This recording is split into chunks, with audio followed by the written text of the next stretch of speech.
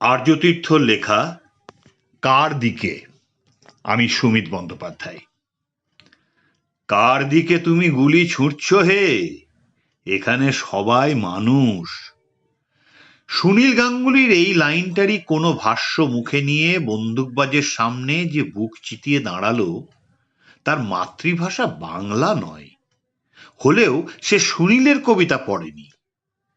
সে হয়তো মায়ানমারে সামরিক প্রভুদের সামনে দাঁড়ানো ফসলে অসফল ৭ দিন খিদে পেট বার্মিজ চাষি, অথবা সীমান্তে সন্তান হারানো ইউক্রেনীয় দোকানদার, উদ্দেশ্য সামনে সদ্য ২০ পেরোনো রাশিয়ান যোদ্ধাটি, অথবা অসংখ্যবার ধর্ষণের পরে কন্যা ফেরত পাওয়া নাইজেরিয়ান প্রৌঢ়া, বোকো হারামের আল্লাহু আকবার হুঙ্কারিত যুবকের রাইফেল তার দিকে তাক করা, অথবা নিতান্ত কাছের মণিপুরে মেইতেই বা কুকি কলেজ পড়ুয়া, ঠিক বিপরীত উপজাতিটির ওরই বয়সী যুবকটি উল্টো দিকে, হাতে পুলিশের থেকে চুরি যাওয়া বন্দুক, অথবা হামাস জঙ্গির সামনে দাঁড়িয়ে তরুণ ইসরায়েলি বেহালা বাদক, অথবা ইসরায়েলি সেনার সামনে দাঁড়ানো প্যালেস্তিনি অধুনা বেকার রুটি নির্মাতা, অথবা আমেরিকান কিন্ডারগার্টেনে ঢোকা খুনে বন্দুকবাজের প্রতি এই উক্তি কোনো প্রাইমারি শিক্ষিকার, অথবা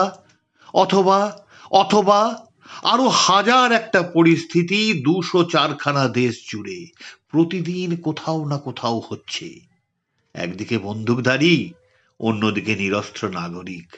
সবাক বা নির্বাক প্রশ্ন ছুটে আসছে, কার দিকে তুমি গুলি ছুঁড়ছ হে, এখানে সবাই মানুষ।